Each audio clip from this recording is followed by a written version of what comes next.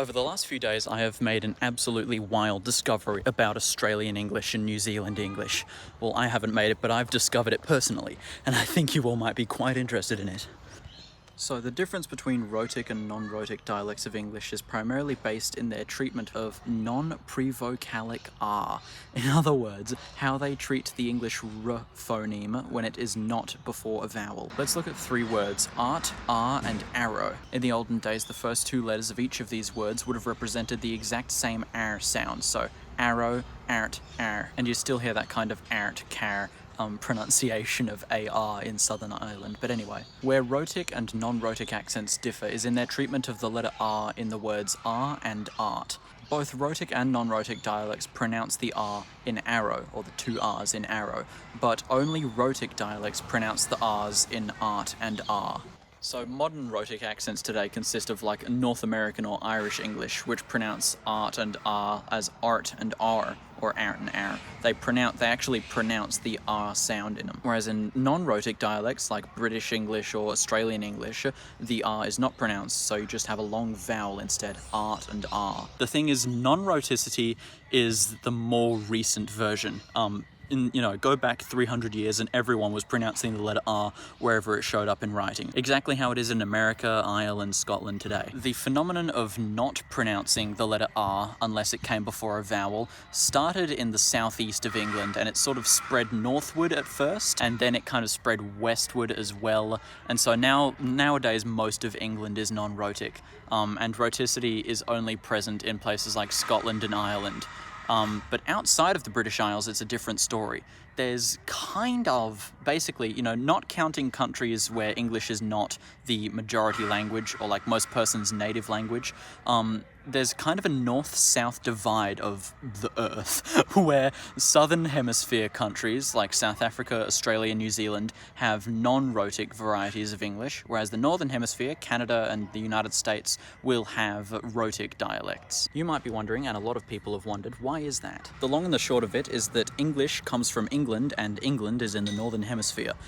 So North America was colonized way before any of the modern southern hemisphere English-speaking countries. And that's linked to the fact that non-rhoticity developed somewhere during the mid to late 1700s and spread throughout the 1800s and 1900s. So by the time that there were English speakers in North America, in Canada and the United States, non-rhoticity wasn't a thing. That just wasn't a thing when English-speaking people went over. Go forward a century or two, and England is now trying to invade the southern hemisphere, and they're putting colonies in South Africa, New Zealand, Australia, and they're sending over people who now are developing non-rhoticity. Australia mainly got colonized throughout the duration of the 1800s, kind of from the 1820s onwards.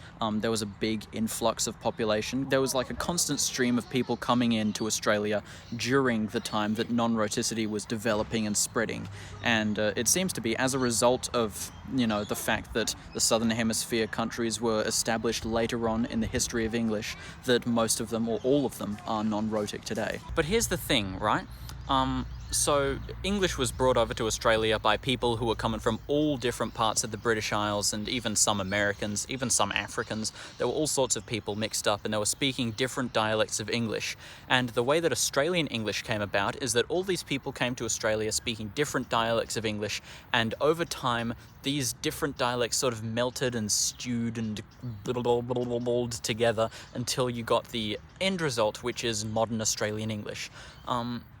But there's something kind of confusing about that. So there's a linguist, Bruce Moore. He reckons that Australian English would have sort of started to become its own thing around 1830, because that was when the population of people who were born in Australia who spoke English as their native language, that was when that sort of group of people started to really grow. And so starting at around 1830, all of these people with different dialects, their dialects would have begun to merge towards a unified Australian English. And there was still, variety for decades afterwards. You know, like, I think I've read something about someone talking about the varieties of English spoken in Australia, and they specifically mentioned that in the more rural areas, in like the isolated interior and everything like that, you can find these like pockets of dialects that have come over from the British Isles and just sort of been preserved that way. You would have found all of these different varieties sort of sprinkled throughout the continent, and then sort of probably in more populated areas, more urban areas, they would have been mixing together and congealing into a sort of uniform Australian English. And this kind of process, where you get a bunch of dialects and sort of melt them all into one, is called dialect leveling. That process would have continued throughout the 19th century, and I don't think that there was like a single sort of Australian English until about the late 1800s, maybe 1880s or 90s. And we have kind of confirmation from Alexander Ellis's 1889 work, whose name I can't fucking remember. But it's a big work, and it talks about all of the dialects of English in the world at that time. And in that book, he says, no, Australian English, non-rhotic. There's no... And he shows, like, comparative charts of all these little towns in Victoria, as well as Sydney and Brisbane as well. And it shows, like, how people pronounce things in all of these cities. And in all of these... In this entire chart, there is not one sign of a rhotic speaker in the whole thing. They went across all of these different towns on the east coast of Australia and couldn't find a single rhotic speaker that they thought worth mentioning. So it seems simple, right? Australia was settled when non-rhoticity was developing, and by the late 1800s, non-rhoticity was the majority. But I find that to be a little bit confusing, and I'll tell you why. If you look at that book from 1889, you'll see... I mean, he doesn't give you a map. Someone else has made a map, which I'll put on screen now, but he gives a description of where rhoticity and non-rhoticity are found in England at the time. And if you look at, geographically, England, where non-rhoticity is found, non-rhoticity is geographically the minority. Maybe not so much demographically the minority, but definitely geographically. There are more rhotic areas than there are non-rhotic areas. And I had a look at something. I've got a sort of in-progress post or blog kind of thing, which I'll link in the description, where I talk more about my method for this, of the convicts who came over. Between a third and 50% of them would have spoken English with a rhotic accent. And again, I get more information of my process on the blog post thingy. They look at all the assisted migrants from England and Wales between 1846 and 1850. And again, hoping that that's a representative sample, and taking a bunch of other mathematical liberties, which I explain on the same post, you can deduce that around between half and 2/3 of the assisted settlers who were brought over from England and Wales in that time period could have spoken with rhotic accents. So again, that's a very decent amount of people. And I was just kind of dissatisfied by all of this, that so many people who came to Australia would have spoken rhotic dialects, and yet by the late 1800s there's supposedly no signs of rhoticity anywhere in the country. Nowhere in Australian English does anyone mention anything about Rhotic Australian. What's your problem? Why did non-rhoticity win? Now the answer to that is at least partially the same reason as why the American South used to be non-rhotic. The American South was settled, I think, throughout the early 1700s, and so all the English speakers at the time would have been rhotic. But over time, and after the American Civil War, the American South developed, or sort of retained, much stronger economic and political and social ties with England than the rest of the country. And, the sort of upper-class Southerners tried to maintain, good contact with the English people, and English people would still come over, and they would try and emulate English standards of pronunciation and speech rather than the standards of pronunciation that were upheld in the rest of the USA. And so over time, as England became non-rhotic, so too did the American South. And even though most Southerners are once again rhotic nowadays, you can still hear this in African American English, where a lot of African American dialects are non-rhotic because African American English developed in the American South. And so you can draw a parallel to Australia. Even though Australia, a lot of its population would have been rhotic during the early 1800s, there was still a steady stream of people coming over from England, and southeastern England in particular, throughout the entirety of the 1800s, and beyond that and before that. And this persistent stream of people, as well as the incredibly strong political and economic and social ties that Australia and England had before World War II, could have been the motivating factors for rhoticity losing and non-rhoticity winning I'm using very, very weird terms for that, but you know what I mean. The other potential reason for rhoticity dying out is what I mentioned earlier, which is the nuances of dialect leveling. So dialect leveling can sort of simply be understood as getting the common factors of all these different dialects you've got and only keeping the things that they share in common. That's kind of a simplified way to look at it, but it is much more nuanced than that. And we can see that with three features of Australian English: H-dropping, the weak vowel merger, and rhoticity. Now, out of all of the different cities and regions of England that colonists came to Australia from, London was the biggest one, of course, because London's where the most English people live. And a feature of London English in the 1800s, particularly of the working class, where the majority of convicts and workers would have been brought to Australia from, a very prominent feature of that speech was H-dropping, saying arf instead of half, or at instead of hat, stuff like that. So if that's the case, that a lot of people did H-dropping in early Australia, how come modern Australian accents don't do any H-dropping at all? Now let's switch over to the weak vowel merger. The weak vowel merger is when you pronounce unstressed I and a schwa as the same, which sounds confusing unless you don't have it. Americans and Australians do have the weak vowel merger. So for us, chicken and thicken rhyme, whereas for English people, chicken and sicken do not rhyme. They pronounce chicken as chicken, with the second syllable having an I, chicken, as opposed to chicken. That's called the weak vowel merger, and it is universal in modern Australian English. But if we look at the distribution of the weak vowel merger in, I think it's like 1905, this next map is from, we can see that it makes up a vast minority of all of the people who would have been coming to Australia. Only Ireland universally expresses the weak vowel merger on this map. Everywhere else is kind of patchy, and some places do it and other places don't. And you can see that London does not do it, the majority of the South does not do it. How come these two slight minority features, H-dropping and the weak vowel merger, went in completely different directions? That is because of something sociolinguists like to call, what do they like to call it? Basically, to a sociolinguist, a part of speech or a phenomenon of an accent, a part of an accent, anything, can be one of three things, which I'm going to now simplify into one of two things. It can either be marked or unmarked. If a feature is unmarked, that means that people will hear this feature and not think anything of it at all. There's absolutely no associations with it, and most of the time people won't even notice it. A marked feature is the opposite of that.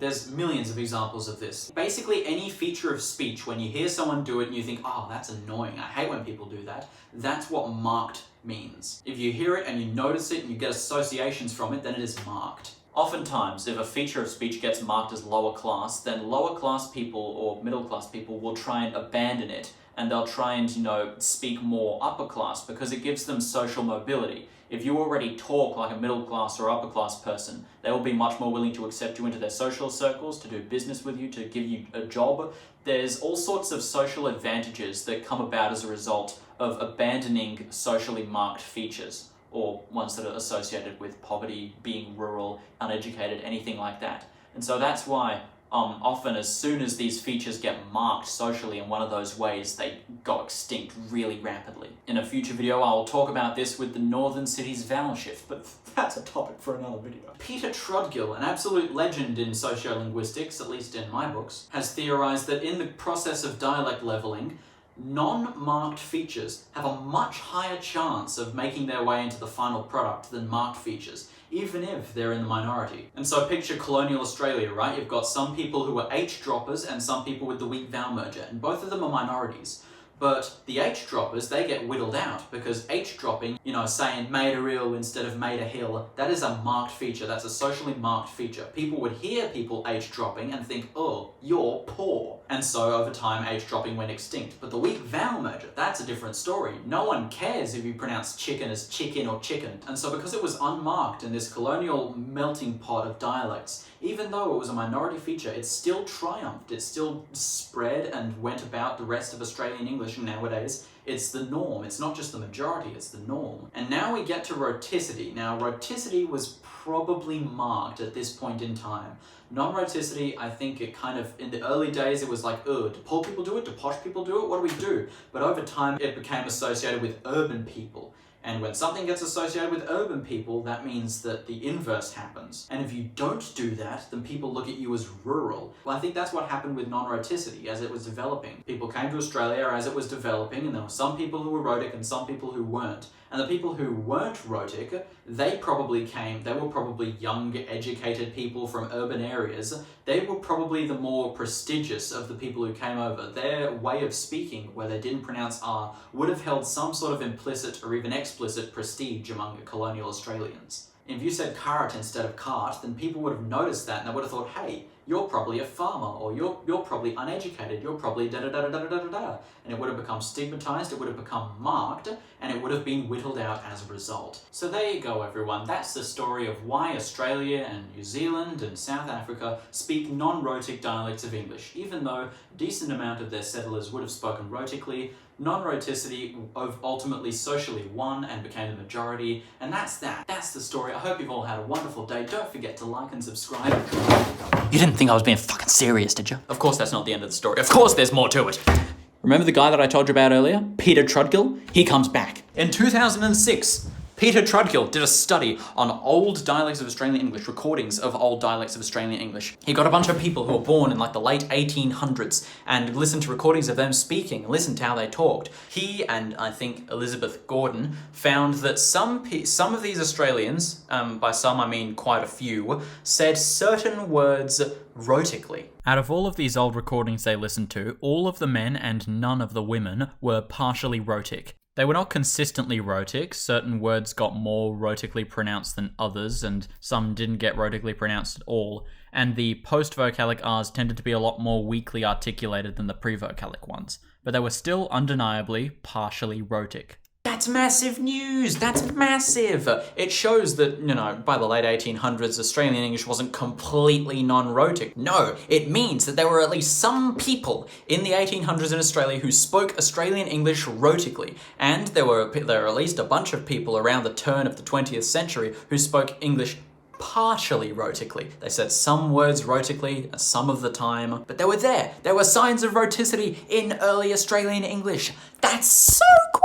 It's not actually that crazy, but it's crazy to me. But, of course, mainstream linguistics had to come in and ruin the party for everyone, didn't they?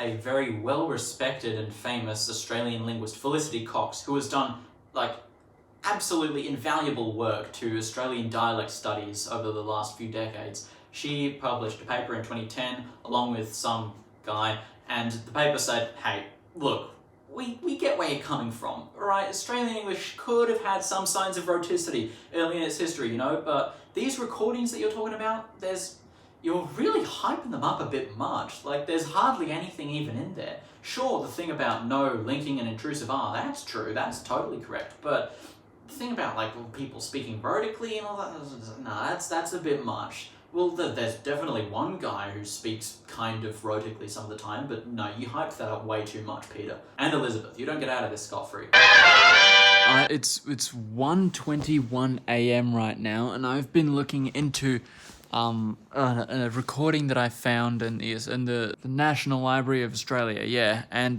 there's a recording of a guy born in Ipswich, Queensland in 1873. And he's a native English speaker, and his name is John Luscombe, or Luscombe, or something.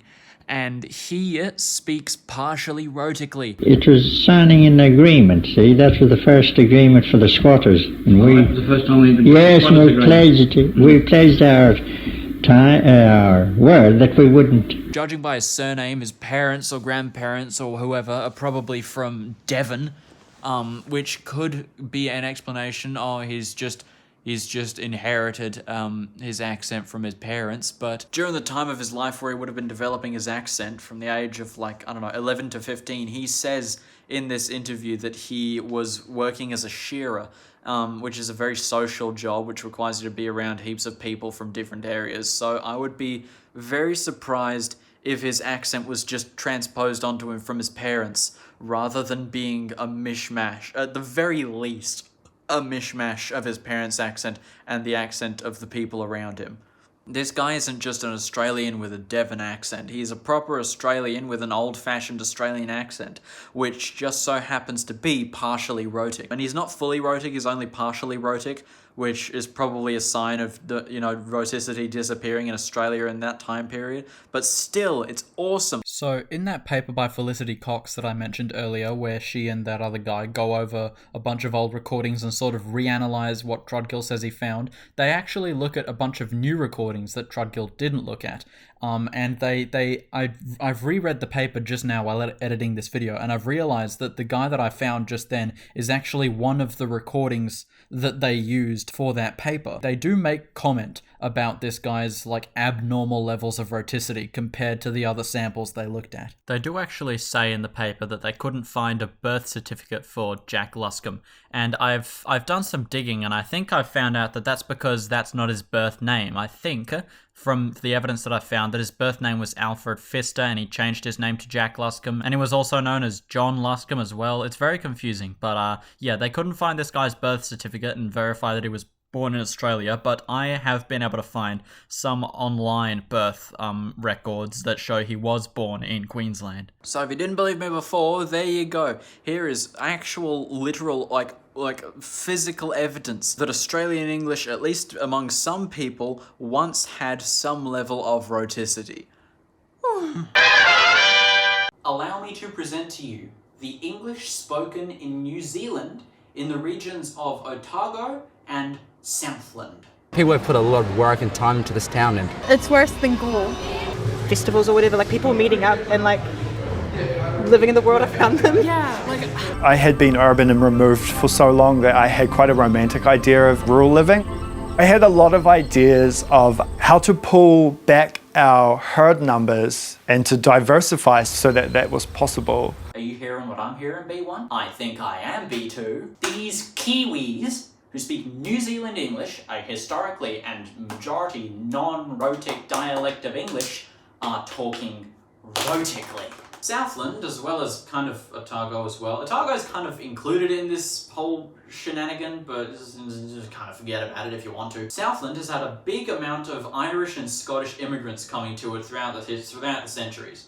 And Peter Trudgill, again, he comes up. He's fucking awesome at this stuff. He did a study, I think it was him at least, where he was like, yeah, we looked at all these old recordings and 97% or something crazy like that of these early New Zealanders speak rhotically. So it must be, this whole thing I was talking about earlier of immigrants coming over and changing standards of speech and education and stuff that got rid of rhoticity in New Zealand. But Southland, for some reason, probably because of how many rhotic people were there to begin with, has preserved the rhoticity that all of the rest of New Zealand has since lost. Nowadays, it's mainly in the nurse vowel. You hear it in words like work and world and 30, stuff like that would otherwise be said work, world, 30. There's this one journalist, Baz McDonald, I think, and he's got a really rhotic accent. He's from Southland, and he's got a really rhotic New Zealand accent. It's so interesting to listen to. The Mathesons are one of the many farming families who converted in the last 30 years to meet the growing demand for dairy.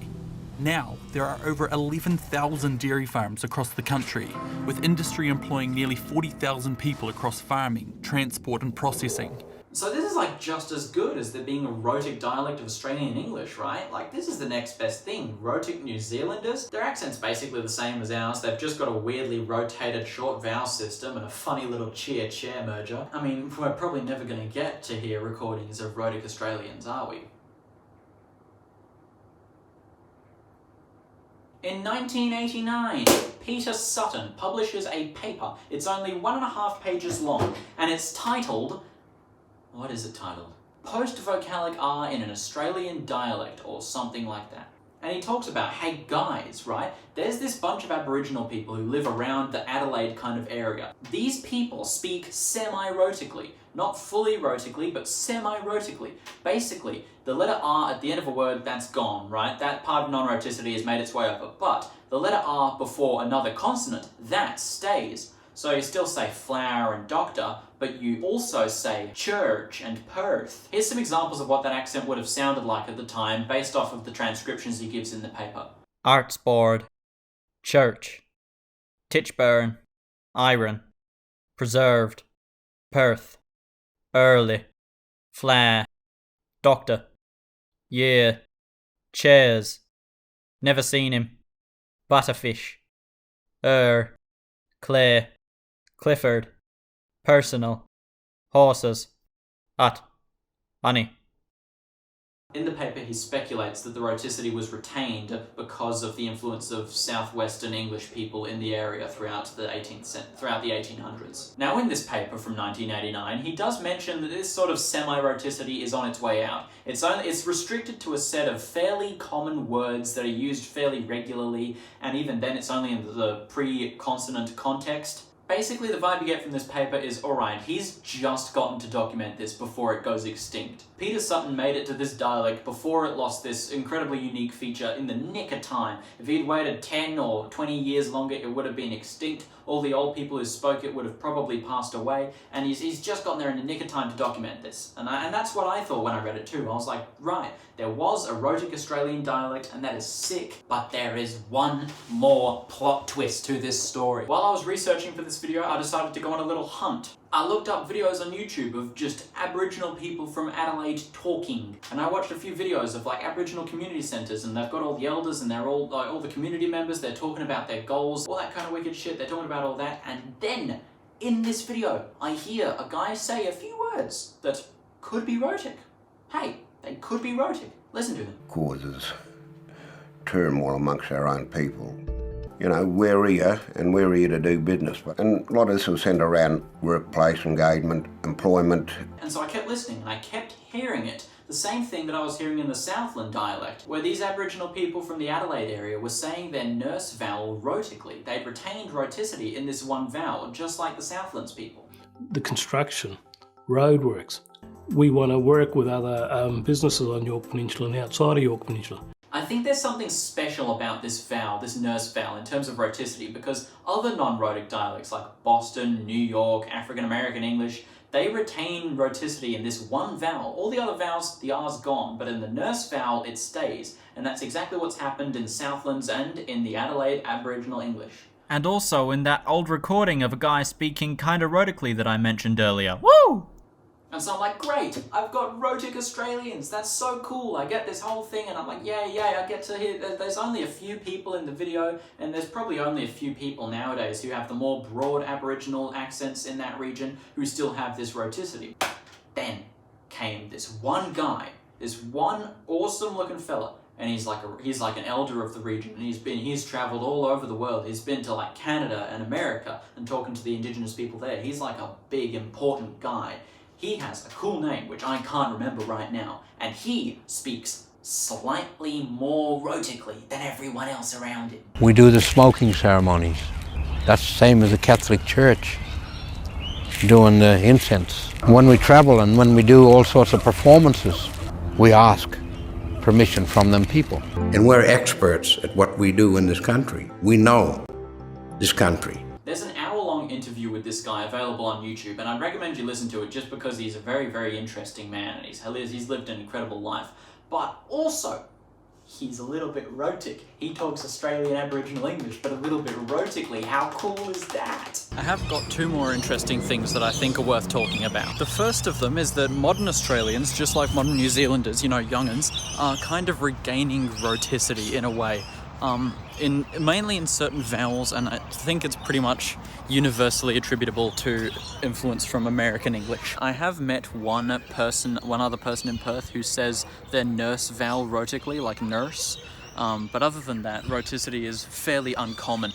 I have noticed at least two young Australian YouTubers who do have rhotic vowels in certain situations. I love these. I don't care. These are so cute. These are such little guys. They are the one good thing about this pack. Sorry, Rat. I know you spent months and months draining yourself mentally and physically on this project. I don't care. The poolfish are the only good thing about this. The other third were like, I think she's faking it. But I do assure you to all the people that thought I was faking it. I am noticing increasingly in younger Australians that rhoticity is kind of on the rise. especially in the cure and the nurse vowels, but also all over the block. They're the ones that are sort of pioneering, and then all the other vowels are kind of trailing behind, but also kind of maybe gaining rhoticity in some younger speakers. It's still very rare. Rhotic people are still definitely in the vast minority in Australia, but they're still there, and I think they are increasing. The next thing that I wanted to mention was the Whine-Wine Merger. This is another thing that was kind of present in colonial Australian English, but has since died out and isn't anywhere in Australia nowadays. And again, we can see some parallels with New Zealand. And New Zealand retained a distinction between WH and H well into the 20th century. I think it's only just started to die out in the 21st century. But it used to be relatively common in New Zealand to make a distinction between those two consonants. In Australia, the only reference I could find to a lack of the Whine-Wine Merger is in kind of spelling evidence from some old newspapers in the start of the 20th century, and in that report on Australian English from 1889 that I talked about earlier, where the guy says that, there was this guy who went around and surveyed schools in Victoria and Sydney and Brisbane, and he found that it was kind of split. Maybe by my memory of it, I think it was like a third of school children lacked a Whine-Wine Merger, whereas 2/3 had merged them. So it was still a distinction between the two was still present in Australia in the late 1800s, but obviously it died out. And that's pretty straightforward of just being a minority feature to begin with, within the colonial demographics. There's one last lingering question about all of this, and that is, what if, and I don't know if you're asking this, but I'm definitely asking it, what if Australian English remained rhotic to this day? Well, we can kind of tell what it would sound like based off of linking an intrusive R. If you just, listen to recordings of Australians using linking an intrusive R and then get rid of the vowel that follows, hey, you've got a rhotic speaker. Younger Australians, younger, and then you've also got evidence based off of we can make comparisons with the people in New Zealand who speak rhotically, so I'll just do a little thingy right now to show you what it would have sounded like. I hear all kids are pure at heart. Well, my kid wears a red hat out most days, and some mean boys laugh at them, although the girls are more kind. I hear all kids are pure at heart. Well, my kid wears a red hat out most days, and some mean boys laugh at them, although the girls are more kind. I hear all kids are pure at heart. Well, my kid wears a red hat out most days, and some mean boys laugh at them, although the girls are more kind. I hear all kids are pure at heart.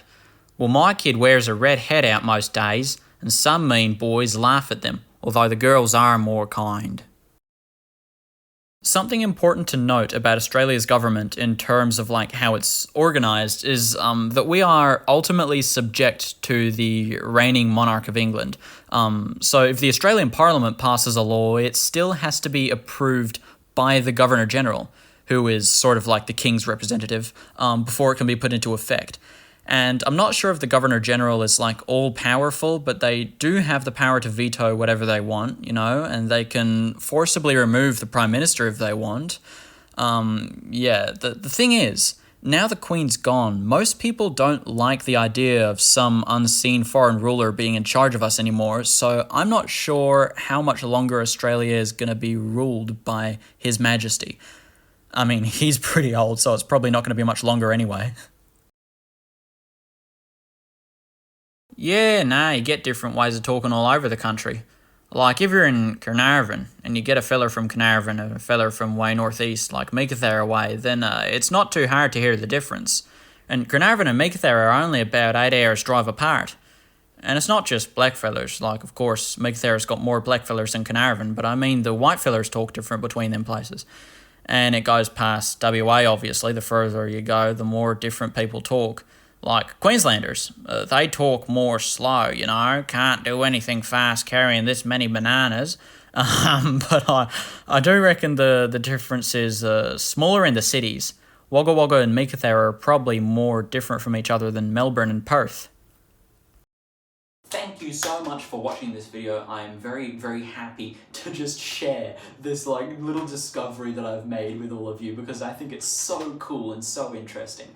Again, I'll shout out my three members now. First, we've got everyone's favourite fast blue hedgehog, Velocihog. We've got everyone's favourite girl, Kira, and everyone's favourite guy, I presume they're a guy, I don't know actually, Connor. I forget their full username, but it's got Connor in it. If you want to support my channel, it costs less than $1 or £1 or €1, wherever you are. That's the minimum tier where you get shout outs in every video and stuff like that, because you're awesome and you're helping me stay motivated and eat food. I've kept the cost of membership very low because I don't want to ask that much of people. But yeah, you can support me if you want. You can go on the membership, it's in the description. You can also go to the description and subscribe to me. You can also message me on Discord, you can do that too. You can also... One thing I've just got to tell you all before... Oh my god, don't do that! One thing I've just got to tell you all before the video ends is that my channel's currently demonetized because my AdSense account's fucked up, so your membership might not exist anymore. So if you were a member, just go check that you still are a member. Because you might not be until my AdSense gets fixed, and that might take a few weeks. I don't know, but just keep tuning in and keep making sure and see how things go. You'll probably, if your membership's been disappeared, then it'll probably come back soon. If it doesn't, then you can re-membershipify yourself. It'll be fine. Everything's great. Okay, bye. Thank you so much. Bye.